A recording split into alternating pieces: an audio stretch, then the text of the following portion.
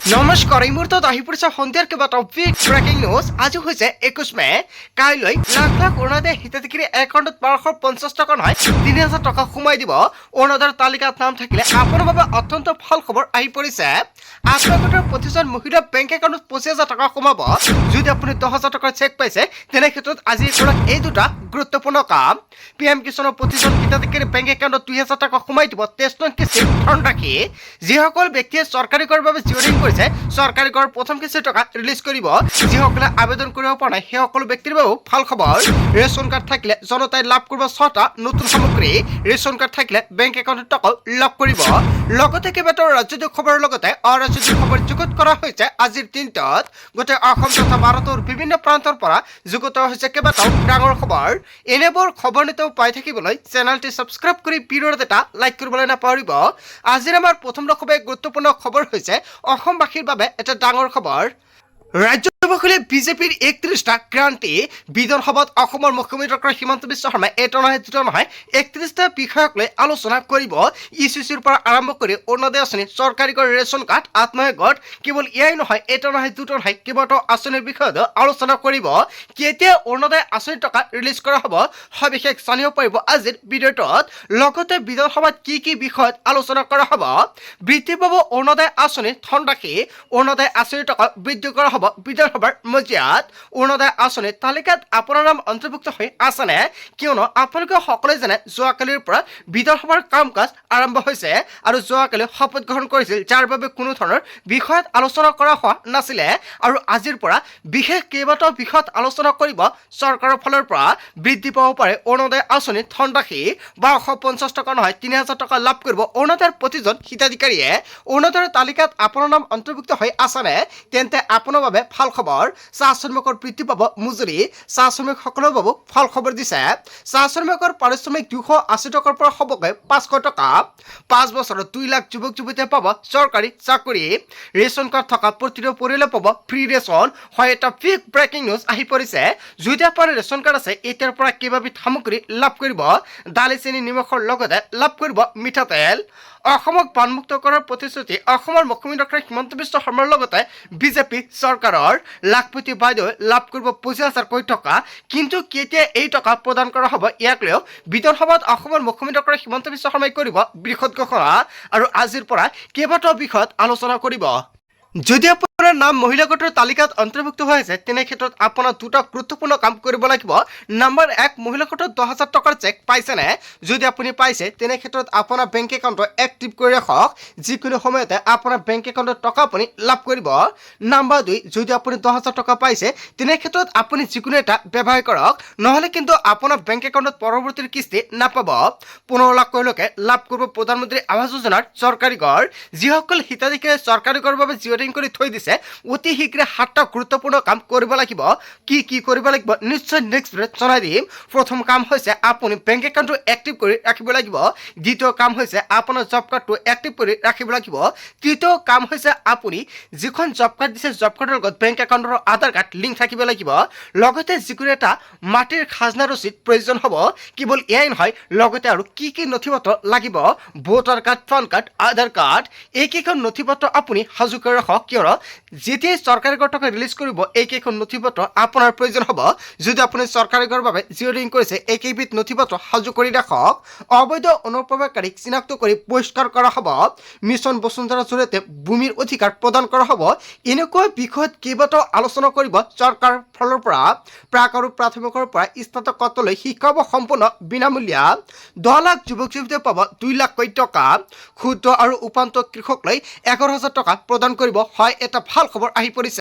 দেশৰ কোটি কোটি কৃষকৰ বাবেও বিজেপি চৰকাৰে কেইবাটাও বৃহৎ সিদ্ধান্ত গ্ৰহণ কৰিব। 6 জনগোষ্ঠীক জনজাতিকৰণৰ বাবে মন্ত্ৰী গোটৰ পৰামৰ্শ কাৰ্যকৰী ব্যৱস্থা।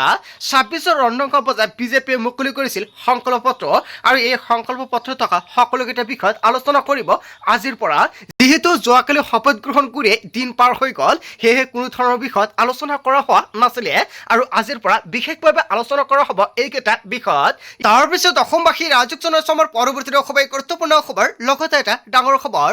ৰাজ্যৰ মুছলমান সমাজৰ বাবে প্ৰযোজ্য হ'ব নতুন নিয়ম। অসমত নাথাকিব পূৰ্বৰ পৰিৱেশ। ৰাজ্যৰ মুছলমান সমাজত সলনি হ'ব পূৰ্বৰ সকলো নিয়ম শৰীয়ত আইনৰ মতে নচলিব মুছলমান সমাজ বিবাহ কেৱল কবুলহে বুলি ক'লেই নহ'ব তালাকৰ ক্ষেত্ৰত তালাক বুলি ক'লেই নহ'ব পৰিব ভয়ংকৰ বিবাদত এগৰাকী পত্নী থাকিলে মন গ'লে দ্বিতীয় বিবাহ পাতিব নোৱাৰিব দেশৰ নাগৰিকৰ বাবে উন্মত্ত আইনৰ ব্যৱস্থা বিলুপ্ত হ'ব ধৰ্ম জাতি সম্প্ৰদায় বেদে চলি থকা সুকীয়া আইন দেশৰ সংবিধানৰ নিৰ্দেশ মৰ্মে নীতিত দিৱানী কথাও উল্লেখ আছে অসমত বন্ধ হ'ব লিভ ইন ৰিলেশ্যনশ্বিপ কেৱল এয়াই নহয় বিবাহৰ পূৰ্বে একেলগে প্ৰৱেশ কৰিব নোৱাৰিব প্ৰেমিক আৰু প্ৰেমিকাই লিভ ইনৰ ক্ষেত্ৰতো কেইবাটাও নতুন নিয়ম সলনি হ'ব পিতৃ আৰু মাতৃৰ যাৱতীয় অনুমতি ল'ব লাগিব জনজাতীয় লোকক ইউচিচিৰ পৰা বাহিৰত ৰখা হ'ব সকলো ধৰ্মৰ ক্ষেত্ৰত বিবাহৰ পঞ্জীয়ন বাধ্যতামূলক আৰু ২৬ মেত ইউচিচিৰ বিষয়ত বিধানসভাত ঘোষণা কৰা হ'ব অসমবাসীৰ ইউচিচি লাগে নে নাই জনতাৰ মন্তব্য নিশ্চয় কমেণ্ট কৰি জনাই দিব আৰু ২৬ তাৰিখত যদি ইউচিচি গঠন হয় তেনে ক্ষেত্ৰত কি নিয়মৰ পৰিৱৰ্তন হ'ব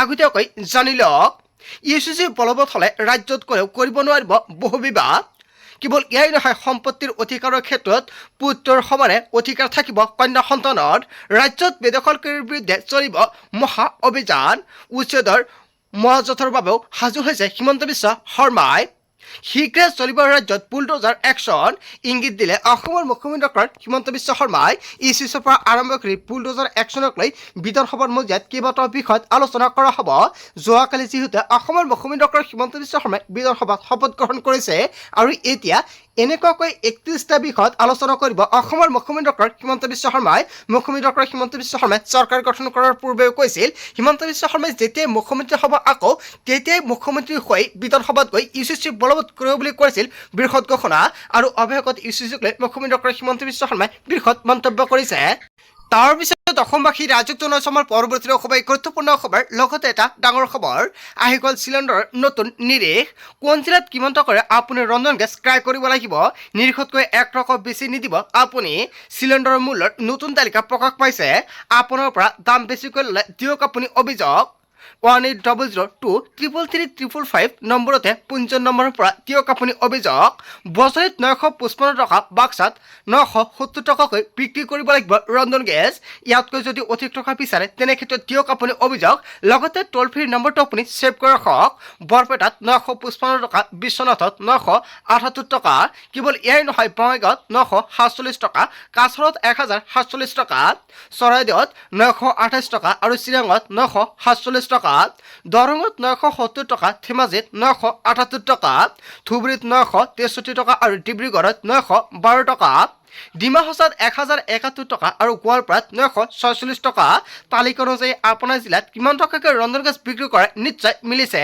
যদি মিলা নাই এতিয়াই দিয়ক আপুনি অভিযোগ গোলাঘাটত ৯২৯ টকা গুৱাহাটীত ৯৬২ টকা হাইলাকান্দিত ১০৯৬ টকা আৰু হোজাইত ৯৮৫ টকা যোৰহাটত ৯২৮ টকা কামৰূপ মেট্ৰত ৯৬২ টকা কাৰ্বি আংলঙত ৯৩৫ টকা কৰিমগঞ্জত ১০৬৪ টকাকৈ বিক্ৰী কৰিব লাগিব ৰন্ধন গেছ কোকৰাঝাৰত ৯৪৭ টকা লখিমপুৰত ৯৭৮ টকাকৈ বিক্ৰী কৰিব লাগিব আপুনি কিমান টকাকৈ ৰন্ধন গেছ ক্ৰয় কৰে তালিকা অনুযায়ী আপোনাৰ জিলাত কিমান টকাকৈ বিক্ৰী কৰে মিলিছে নে নাই কমেণ্ট কৰক মাজুলীত ৯২৯ টকা আৰু মৰিগাঁৱত ৯৭২ টকাকৈ বিক্ৰী কৰিব লাগিব নগাঁৱত ৯৮৫ টকা নলবাৰীত ৯৭০ টকা দক্ষিণ শালমাৰত ৯৬৩ টকাকৈ বিক্ৰী কৰিব লাগিব আৰু শিৱসাগৰত ৯২০ টকাকৈ আপুনি ক্ৰয় কৰিব লাগিব আহি গ'ল চিলিণ্ডাৰৰ নতুন নিৰিখ অনুযায়ী আপোনাৰ জিলাত মিলিছে নে নাই কমেণ্ট কৰি জনাই দিয়ক যদি মিলা নাই নিশ্চয় টোল ফ্ৰী নম্বৰটো আপুনি দেখা পাইছে এতিয়া দিয়ক অভিযোগ লগে চৰকাৰ প্ৰশাসনৰ ফালৰ পৰা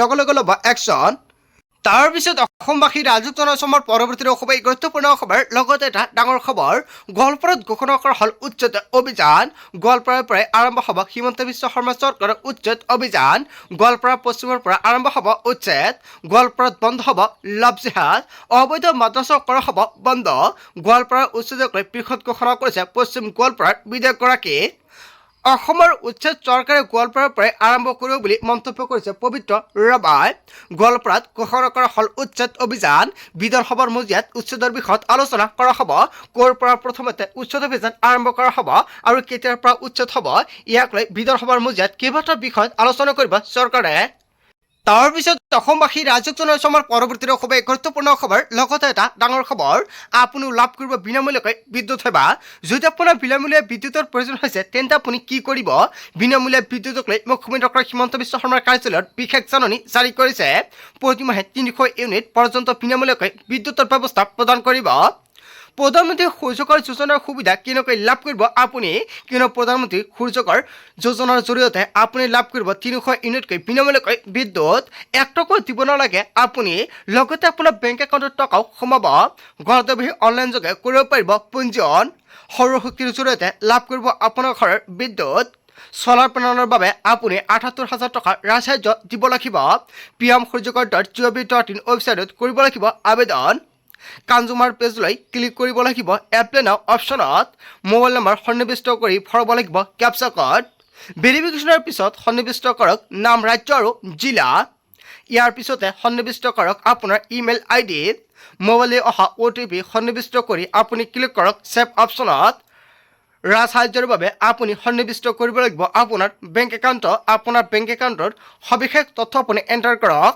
আঁচনিৰ বাবে অনুমোদন পোৱাৰ পাছত আপোনাৰ মোবাইললৈ আহিব মেছেজ আৰু একেলগে ধন দিব নোৱাৰা কৃষকসকলৰ বাবেও সুবিধা প্ৰদান কৰিব কিয়নো সেইসকল হিতাধিকাৰীক চৰকাৰৰ ফালৰ পৰা ঋণৰ ব্যৱস্থাও কৰি দিব আৰু যিটো কিস্তি হিচাপত আপুনি দিব পাৰে বিনামূলীয়া বিদ্যুতক লৈ মুখ্যমন্ত্ৰী ডক্টৰ হিমন্ত বিশ্ব শৰ্মাই কৰিছে বৃহৎ ঘোষণা যদি আপোনাৰ ঘৰত বিনামূলীয়া বিদ্যুতৰ প্ৰয়োজন তেনে ক্ষেত্ৰত আপোনালোকে কৰক আবেদন কেনেকৈ আবেদন কৰিব নিশ্চয় সম্পূৰ্ণকৈ জানিলে আজিৰ ভিডিঅ যিমান পাৰে সকলোৱে শ্বেয়াৰ কৰি দিব বন্ধু বান্ধৱীসকল গোটেই অসম তথা ভাৰতৰ বিভিন্ন প্ৰান্তৰ পৰা যুগত হৈছে কেইবাটাও ডাঙৰ খবৰ এনেবোৰ খবৰ নিতেও পাই থাকিবলৈ চেনেলটি সাবস্ক্ৰাইব কৰি ভিডিঅ'ত এটা লাইক কৰিবলৈ নাপাহৰিব সো থেংক ইউ ফৰ ৱাচিং ফুল ভিডিঅ'